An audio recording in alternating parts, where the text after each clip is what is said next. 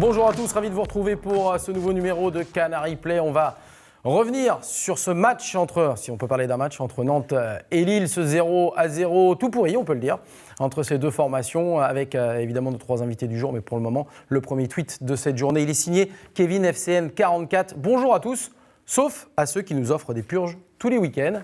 Et on va en débattre avec nos trois invités donc, de cet après-midi, à commencer par Pierre-Hakim Ougourny. Salut Pierre-Hakim. Salut Anthony. Avec également Fabrice Hawkins de Radio Sun. Salut Anthony. Salut Fabrice. Et Vincent, supporter, bonjour Vincent, de la Tribune Loire. Abonné depuis combien de temps ? Depuis 5 ans. Depuis 5 ans. Voilà. Et qui a vécu cette sacrée soirée. Alors nous, on l'a vécu du haut de la Tribune Média, mais il va nous en parler, Vincent, bien évidemment, de ce match.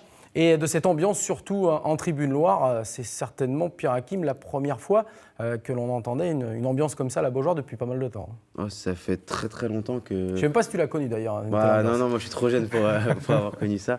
Non, mais franchement, c'était limite la seule raison pour laquelle les gens allaient au stade, l'ambiance qui était mise par la Tribune Loire. Et là, à part aux alentours de la 10e minute, au moment où la Brigade Loire est arrivée en tribune, il n'y a quasiment pas eu d'ambiance du match. Et si on ajoute à ça le triste spectacle qui était proposé sur la pelouse, je pense que les gens qui sont venus au stade doivent avoir l'impression d'avoir perdu leur soirée.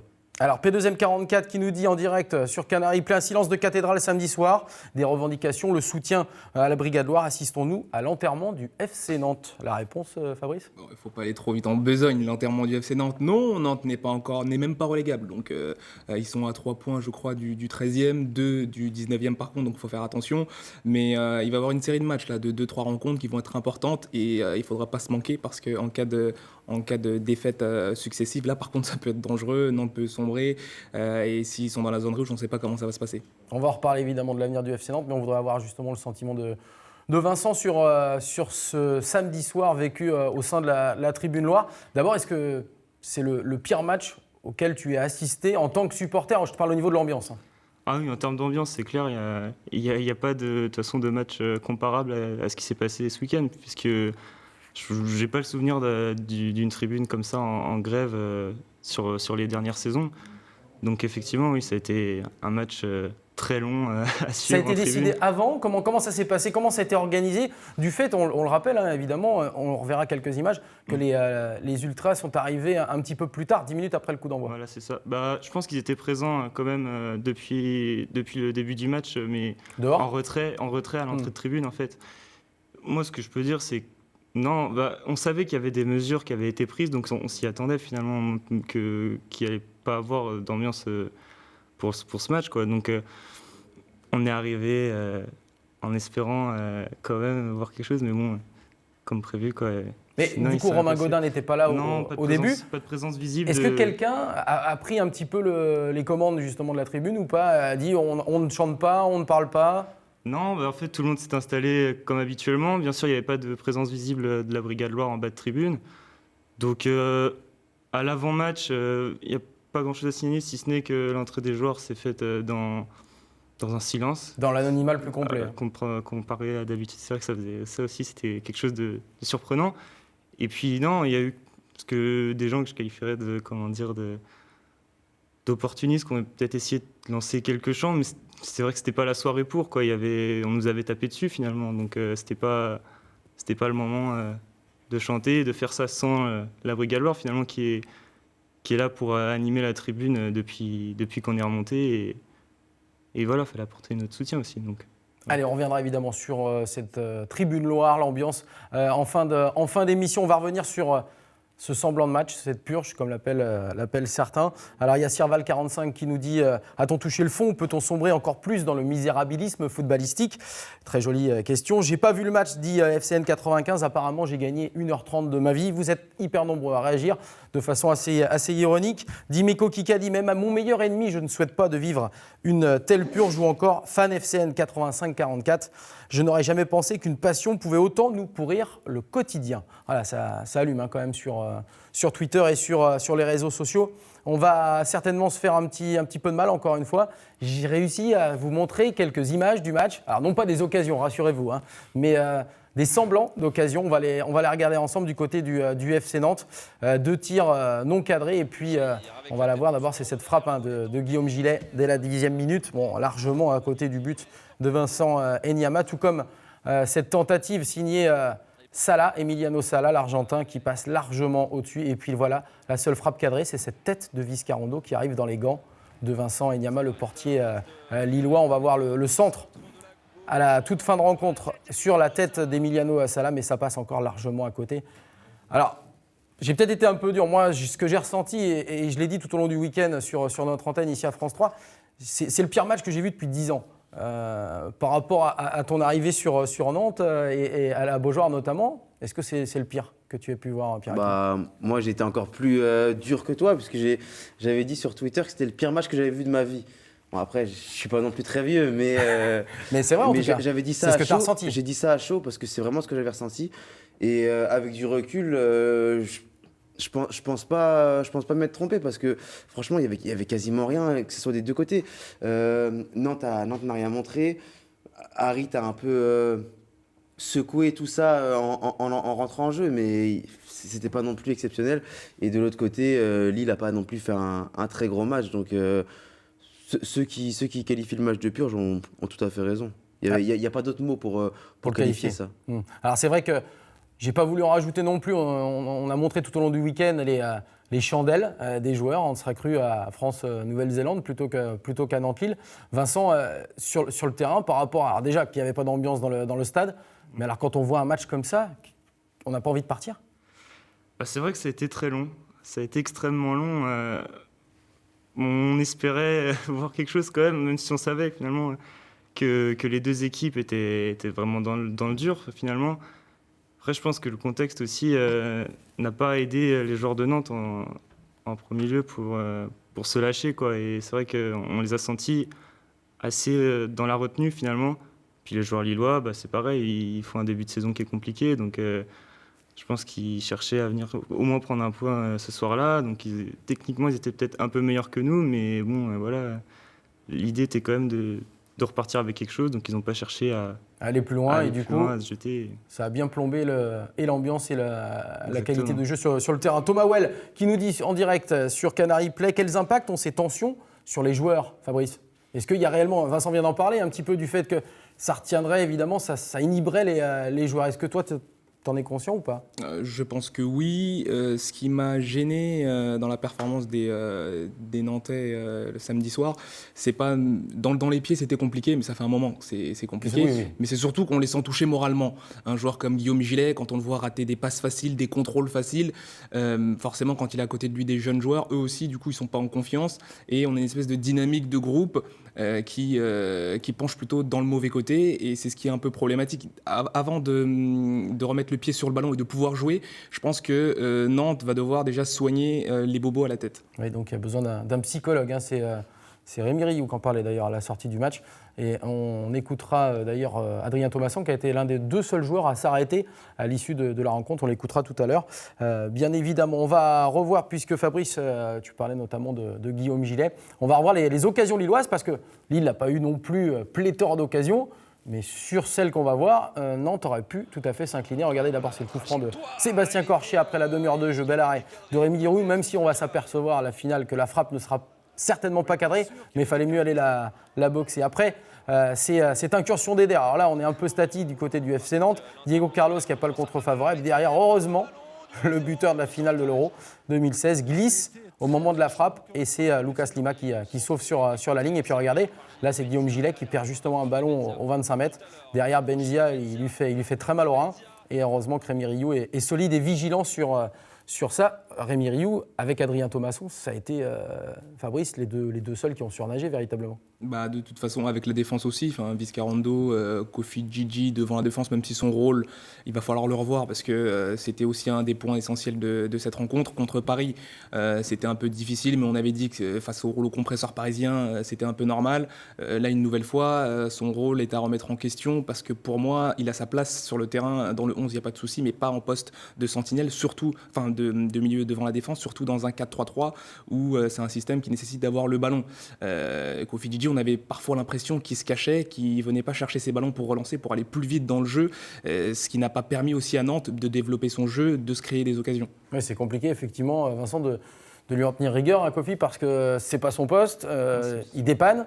Et pourtant, il y a Abdoulaye Touré qui est sur le banc, qui lui est logiquement plus une sentinelle que Kofi. Ah, bien sûr, je trouve c'est un peu difficile la situation de Djidji parce que ça fait plusieurs saisons qu'il cherche à s'imposer. Déjà, il n'est pas aidé par les blessures. Ensuite, à chaque fois qu'il tente de s'imposer, la situation n'est pas forcément favorable pour lui. Là, maintenant, on cherche à le faire jouer à un poste qui n'est pas le sien. C'est compliqué, quoi. C'est compliqué. Grid de Bogat qui nous dit la descente aux enfers du FC Nantes, ça suffit. Il faut un entraîneur qui a faim et qui en veut. On reviendra sur René Girard tout à l'heure. 3 buts à la Beaujoire depuis le début de saison, point d'exclamation. C'est vrai, c'est fan FCN 85-44 qui nous dit ça. Ou FCN Coco, bon match défensivement, mais offensivement, c'est d'une tristesse absolue.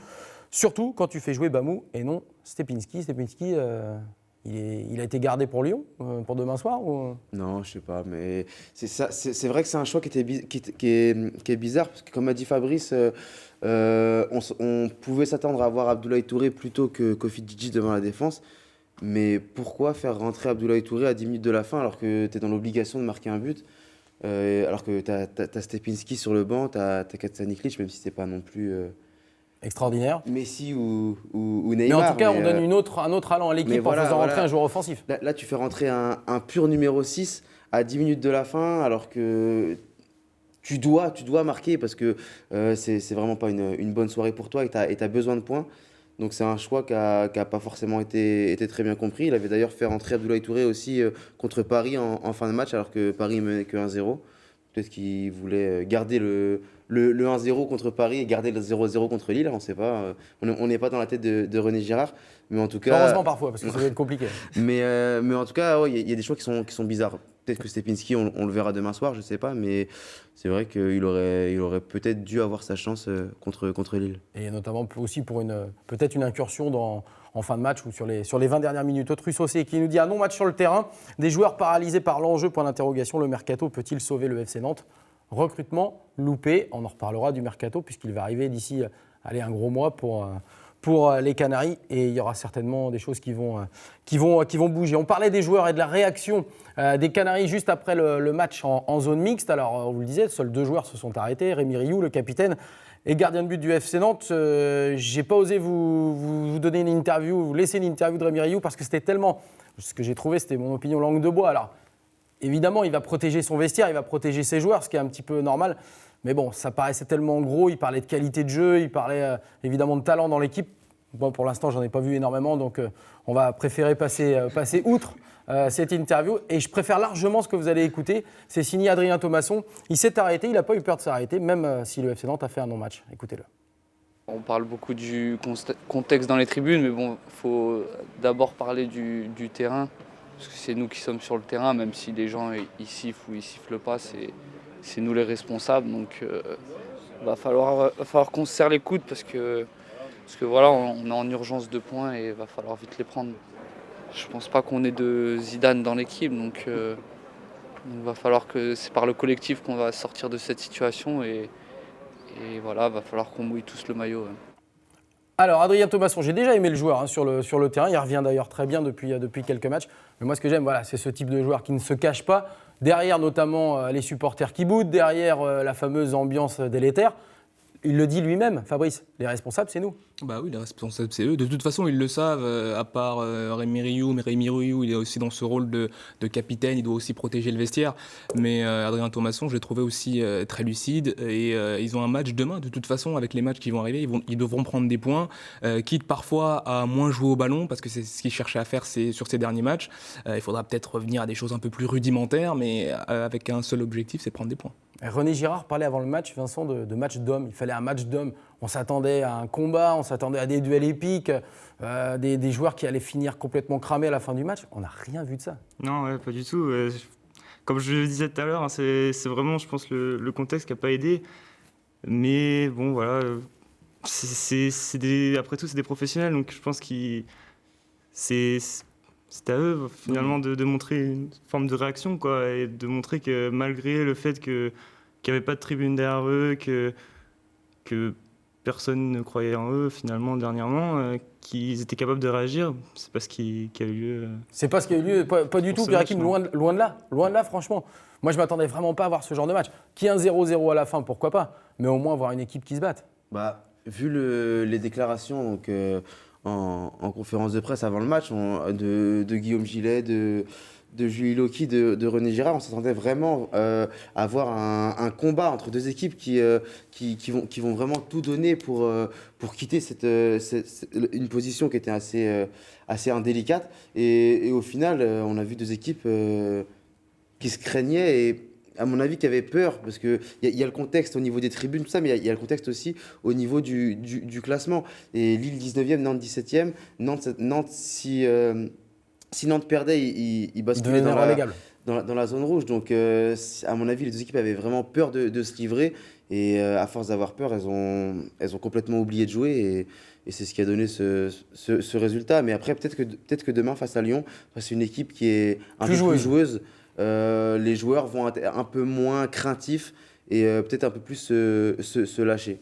C'est ce qu'il faut espérer. En tout cas, tu parlais de classement avant cette intervention. On va la regarder. Le classement après la 14e journée de Ligue 1 pour s'apercevoir que les Nantais sont très, très en difficulté. À la 17e place, 13 points, 2 points simplement d'avance sur Lille. Il y a Fabrice Hawkins qui est en train de recevoir des textos, certainement. Non, mais vas-y, continue. On est dans une émission interactive. Je regardais la suite du programme. Voilà, c'est ça, la suite du programme. Et bien justement, on va en parler, puisqu'on parlait tout à l'heure de Yacine Bamou également, qui était présent sur ce match. Il y a Kevin FCN44 qui nous dit que ce n'est pas avec des mentalités comme celle de Yacine Bamou que le FC Nantes s'en sortira cette saison.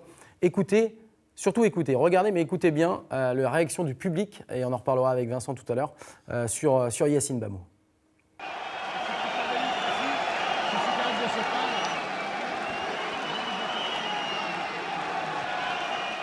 L'arrivée effectivement l'arrivée des ultras dans la tribune Loire. On va essayer de vous passer. C'était la sortie, le remplacement de Yacine Bamou par Amin Harit. On jouait la 56e minute. Et Yacine Bamou qui a applaudi le public nantais, qui ne lui a pas franchement rendu. On va essayer de se recaler ça et puis d'en parler. Voilà cette image avec évidemment Yacine Bamou. Ferme ta gueule, on peut dire, puisque ça n'a pas été écrit complètement, mais c'est ce qui a été dit.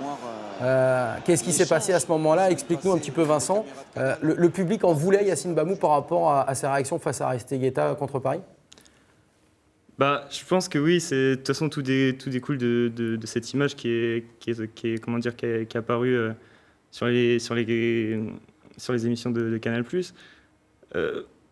Moi, personnellement, je pense pas que Yacine Bamou soit un mauvais gars ou quoi.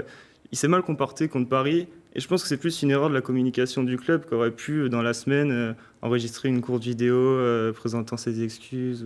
Oui, c'est que ça n'a pas été bien fait en interne. Je pense, oui, bien sûr. Parce que, bien sûr, la réaction, elle n'est pas bonne, mais c'est des réactions qui arrivent, je pense, de façon régulière sur les terrains et qu'on ne voit pas forcément en tribune ou même à la télé, quoi.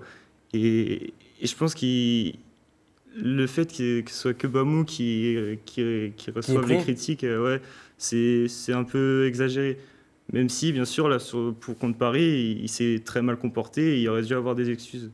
Mais... Fabrice, Bamou, il a le malheur juste de se faire prendre. Parce que s'il faut s'excuser à chaque fois qu'on voit un joueur de terrain en train d'insulter, et s'il faut qu'il fasse une vidéo dans la semaine, on va passer notre temps à demander au club de faire des vidéos dans la semaine. Bamou, il a eu ce mauvais mot, c'est vrai, on l'a tous vu.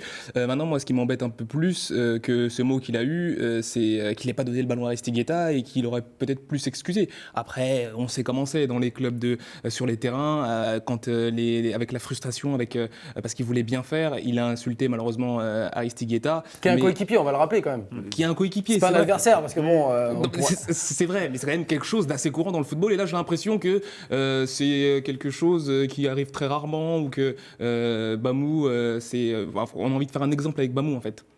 Moi, je suis pas spécialement d'accord avec vous parce que Pierre-Hakim, Non, moi je suis d'accord avec Fabrice parce que c'est pas non plus un truc de fou ce qui s'est passé à Paris. Ok, Bamou était en tort sur cette action parce que Aristigueta était seul et il aurait mieux fait de lui donner. Donc Bamou avait pas forcément à la ramener à ce moment-là, à lui dire de fermer sa bouche, mais c'est pas quelque chose qu'on voit rarement. Je pense non, mais il va pas faire de prison, on est d'accord. Non, mais je pense qu'à chaque match, il y a des coéquipiers qui se prennent la tête et ça prouve que les mecs sont compétiteurs, tu vois, qu'ils sont dans le match. Mais après, c'est vrai que c'est pas très intelligent de Bamou d'avoir fait ça face à Paris, mais c'est pas non plus une raison de le lapider ou je sais pas. Mais la réaction du public, tu la comprends également ou pas? C'est marrant. ironique. C'est ironique, c'est marrant. Il n'y a rien de mal, hein. Bamou, je pense pas que. Il en rigolait d'ailleurs, visiblement, après, quand il s'est rassis, il rigolait avec les remplaçants. Je pense pas que Bamou l'ait mal pris ou qu'il ait eu subitement envie de quitter le club parce que le public lui a dit de fermer sa gueule. Hein. Il n'y a pas non plus de mort d'homme. C'est la réponse du berger à la bergère. Voilà, Mathieu Céleste qui nous dit en direct sur Canary Play. Bon, c'est bien, une fois qu'on a dit que ce match était une purge, il faut parler coaching. René Girard insiste avec le 4-3-3, plus des changements curieux en cours de match. Alors, on parle rapidement du système, Fabrice, le 4-3-3. Il a essayé beaucoup de systèmes, René Girard, depuis le début de la saison. Oui, effectivement, il en a essayé beaucoup. Pour moi, le 4-3-3, c'est pas forcément celui qui convient à Nantes, parce qu'il faut avoir beaucoup de milieux. Nantes en a beaucoup en plus, mais le problème, c'est que Nantes n'a pas une sentinelle attitrée comme telle et qui souhaite jouer à ce poste-là. On a Guillaume Gillet, c'est vrai, il veut pas jouer à ce poste-là. On a Abdoulaye Touré, c'est le seul, mais apparemment, René Girard le jugeant peut-être un peu trop court pour jouer à ce poste-là. Donc, en 4-3-3 sans sentinelle, déjà, c'est compliqué. Ensuite, il faut pouvoir avoir des joueurs qui animent aussi ce milieu de terrain et surtout des joueurs de couloir. Et à Nantes, pour l'instant, on n'en a pas. C'était un des souhaits de René Girard. Kasaniklic, Thomsen, on voit bien que ça ne fait pas l'affaire. Donc je pense qu'il faut revenir à un système peut-être un peu plus défensif. Pourquoi pas un 4-2-3-1 qui avait fait ses preuves sur les dernières rencontres avant ses contre-performances, qui permettra à Nantes déjà de s'assurer une base défensive solide et puis pourquoi pas de marquer. 4-2-3-1, ça veut dire, Pierre-Hakim, qu'il faut des joueurs de couloir quand même. Ouais, il faut des joueurs de couloir, mais après, on a vu que ça avait fonctionné avec Bamou et Harit sur les côtés, même si c'était pas. Deux joueurs qu'on connaît évidemment pour être des joueurs de couloir. Ouais, non, mais voilà, c'est ça le problème en fait, c'est que t'as pas beaucoup de joueurs qui peuvent jouer au poste de numéro 6, t'as pas beaucoup de joueurs qui peuvent jouer ailier. Cette équipe, elle est mal construite. Je veux dire, depuis le début. On a l'impression qu'il y a énormément de joueurs du même profil et qu'après, il y a des gros manques. Ouais, le poste de milieu de terrain défensif, il n'y a que Abdoulaye Touré qui peut vraiment jouer à ce poste-là. On va dire Allégué et Iloki dans l'effectif pro qui sont de vrais ailiers. Parce que Thomsen, on ne sait pas encore quel est son vrai poste, on ne sait pas encore s'il en a un. Lui non plus, puis pour l'instant c'est plus sur le banc, de par ses prestations en tout cas. Kasaniklic, ce qu'on a vu de lui. Matt Céleste qui nous demande justement, quelqu'un des nouvelles de Kasaniklic? Kasaniklic, ce qu'on a vu de lui n'était pas très encourageant. Mais après, ce que je ne comprends pas, c'est pourquoi Thomsen a autant de crédit alors que Kasaniklic n'en a pas. Alors que, oui, ils ont fait des performances similaires. Alors que Thomsen n'a pas été meilleur. Peut-être que Thomsen, il joue encore sur son but à Dijon, là, cette tête plongeante. Mais bon, c'était au mois d'août. C'était au mois d'août, donc je pense qu'il y a. Faudrait peut-être revenir un peu sur le cas Thomsen. Après, on n'est pas entraîneur, hein, donc si René Girard le met, c'est qu'il estime qu'il peut apporter à l'équipe. Mais sur ce qu'on voit sur les derniers matchs, franchement, c'est limite le joueur qui apporte le moins. On le voit quasiment jamais du match. 4-2-3-1 pour Fabrice. Quel système pour toi? 4-2-3-1 aussi? 4-2-3-1, je sais pas, peut-être le 4-4-2 qui avait été utilisé même sans vrai joueur de couloir, hein, que ce soit avec Bamou ou Harit. Mais après, le problème, c'est si tu mets Gillette au maçon dans l'entrejeu, t'as toujours pas de 6. Il y en a un qui sera un peu bridé, quoi, les deux pourront pas se livrer en même temps.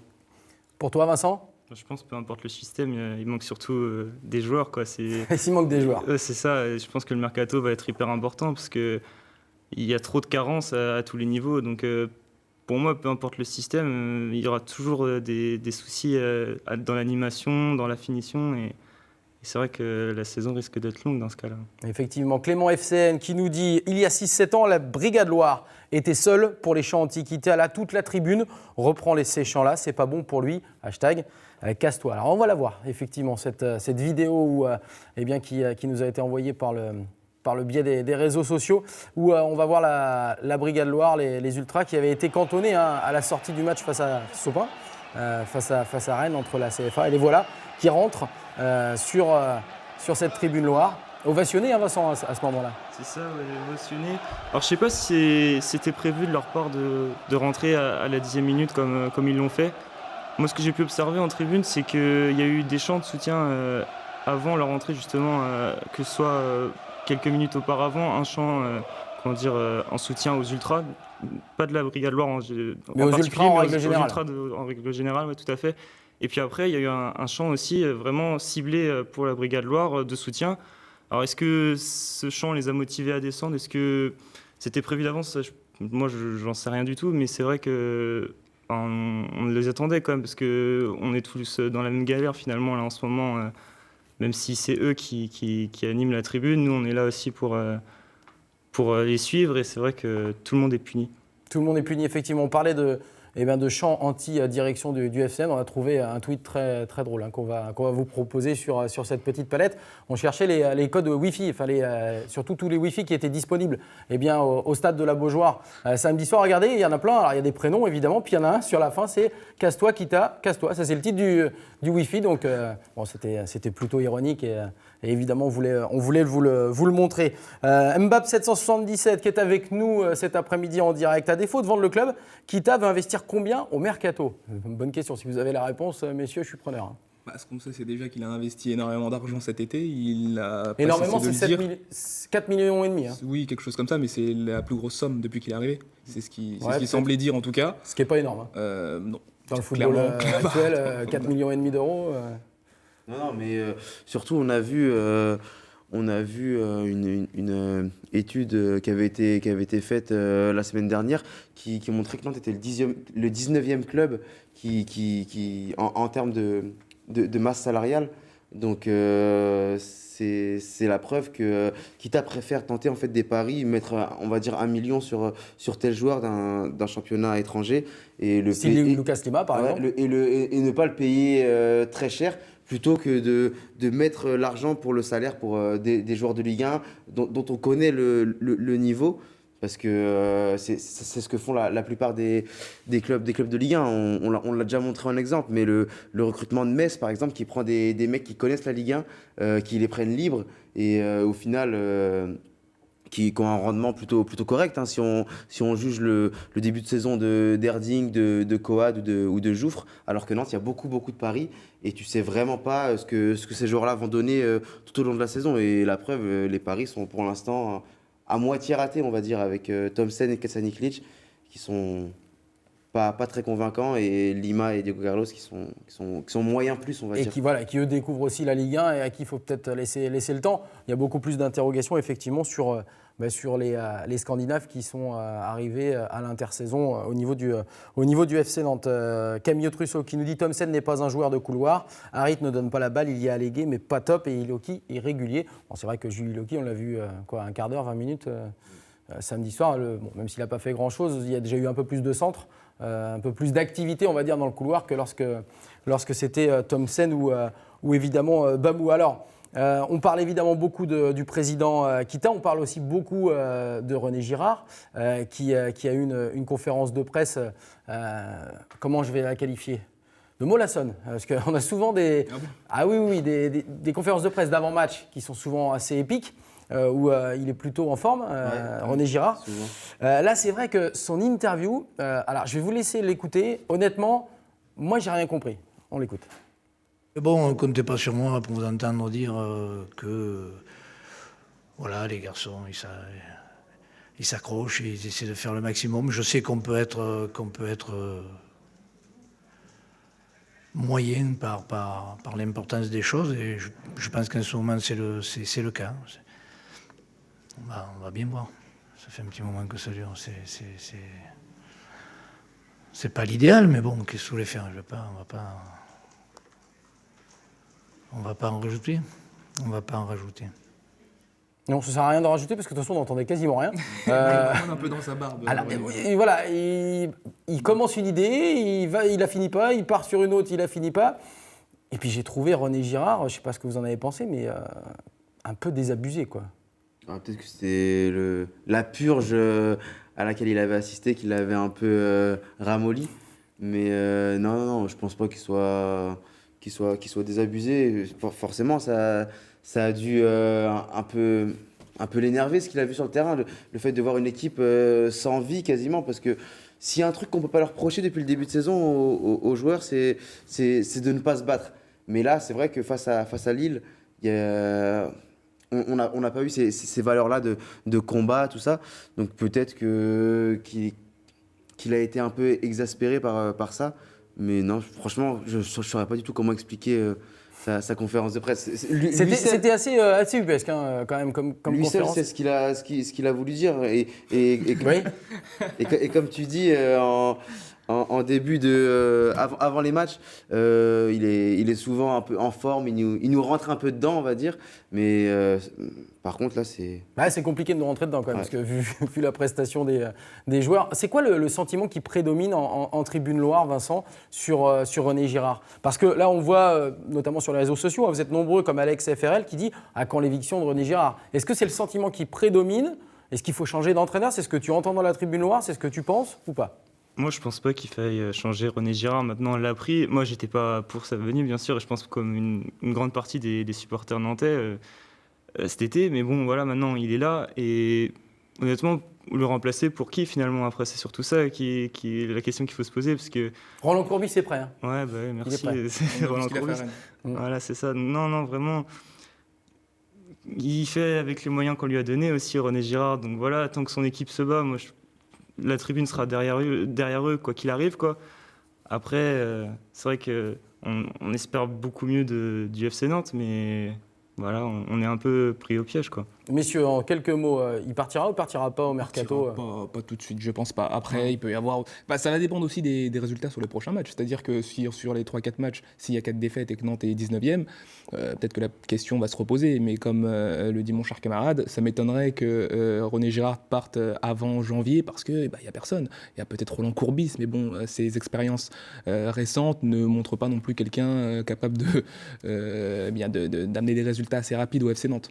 Il partira ou partira pas? Non, Pierre? honnêtement, je pense pas. Hein. Bah après, comme l'a dit Fabrice, on ne peut pas savoir. Ça dépend vraiment des résultats Bon, vous voulez savoir le calendrier du FC Nantes? C'est ça, Ouais, par c'est rapport ça, aux voilà. résultats. Merci. Là, on va le regarder ensemble. Les matchs à venir, justement, avec le premier match, ça sera demain soir, contre Lyon, avec après le déplacement du côté de Guingamp, la réception de Caen, la réception de Montpellier, ce sera en Coupe de la Ligue, avant le déplacement et le derby à Angers, et puis cette fois la réception de Montpellier, pour clore cette année 2016, mais ce sera donc en championnat. C'est vrai que là, honnêtement, quand on voit ce qui arrive, il y a la possibilité de prendre des points. Il faut prendre des points à ce moment-là. Ah bah là, si on ne prend pas des points là, surtout qu'après début janvier, il me semble qu'il y a la réception du Paris Saint-Germain, Marseille pas très loin, ce sera assez compliqué de prendre des points à ce moment-là. Donc si on ne fait pas le point juste avant Noël, ça va être très compliqué. Bon, Simon Janvier qui nous dit « Ils ont réussi ce tour de force de faire que mon môme n'a plus envie d'aller à la Beaujoire. » Ronan Pouclet, j'hésitais avant Nantes-Lille, mais là c'est clair et net. Pas de Nantes Olympique Lyonnais pour moi mercredi. Vous êtes très très nombreux à nous dire que vous n'irez pas au match. Timo qui lui dit « J'espère que les Lyonnais ne seront pas aussi motivés mercredi car ça risque de ne pas être très très beau pour nous. » Un petit pronostic pour demain soir. Nantes-Lyon, 19h à la Beaujoire. Franchement. Franchement. Toi qui es un parieur. Vous voulez savoir ce que j'ai... Alors, pas le cœur, la raison peut-être. Ah, non, Qu'est-ce non. que tu vas mettre sur ton côté, Mathieu? Qu'est-ce que je vais mettre? Qu'est-ce que je vais parier? Je pense que je vais tenter le nul. Oula, Je pense tu vas que je vais tenter le nul 0-0? Non, pas le 0-0. Je vais tenter le nul un partout, on va dire. Le nul avec des buts de Vincent. Moi, c'est pas ce que j'espère, mais je pense à une victoire 2-0 de Lyon quand je vois le match de Lille ce week-end et pensant que l'ambiance risque d'être la même. Tu penses que ça va être de nouveau la même chose? Il n'y a pas de raison, hein, les sanctions restent appliquées, donc il n'y a pas de raison que ça change. Donc je pense que ça risque d'être très compliqué sur le terrain. Ouais. On va assister peut-être donc à la copie conforme de ce qu'on a vu contre Lille, du moins en termes d'ambiance. Pronostic? 0-0, je pense. Ça fait un moment qu'ils n'ont pas battu Lyon en plus. Je ne pense pas qu'ils vont s'incliner parce qu'ils vont mettre les ingrédients nécessaires. Et je pense que s'ils reviennent, comme je le disais tout à l'heure, aux fondamentaux, au combat, ils peuvent mettre en difficulté cette équipe lyonnaise. Eh ben, j'espère que tu auras raison. Pour moi, ce sera 3-1, mais pour l'Olympique Lyonnais, qui, malgré la défaite face au Paris Saint-Germain, a montré quand même des belles choses, beaucoup plus belles, en tout cas que celles qu'on a pu voir avec le FC Nantes. On va évidemment vous remercier toutes et tous. N'oubliez pas le hashtag Canary Play, le hashtag FC Nantes pour l'émission de mardi prochain. Soyez donc nombreux, on ne sait pas hein, combien de spectateurs attendus demain soir. Je sais pas du tout. Bah, plus que, je sais même pas s'il y en aura plus que. C'était 18 000 Lille. à peu C'était près. 18 000 contre 18 000. Lille. Match à 19h, un mercredi soir avec les derniers résultats, l'ambiance qui ne doit pas être au rendez-vous. Je ne suis pas persuadé qu'il y aura beaucoup plus que face à Lille.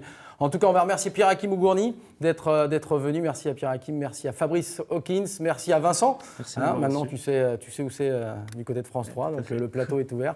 La porte est ouverte. Tu peux revenir quand tu veux. Merci à vous trois. Bonne semaine. Bon match demain soir pour ce Nantes-Lyon à la Beaujoire. Et puis nous, on se retrouve évidemment mardi prochain pour un nouveau numéro de Canary Play. Juste avant, j'ai failli oublier évidemment l'émission qui était dédiée aux footballeurs sud-américains et footballeurs brésiliens de Chapecoense qui ont malheureusement péri pour la plupart dans un crash aérien du côté de la Colombie. On leur dédie évidemment cette émission. Bye bye, bonne semaine et à mardi prochain.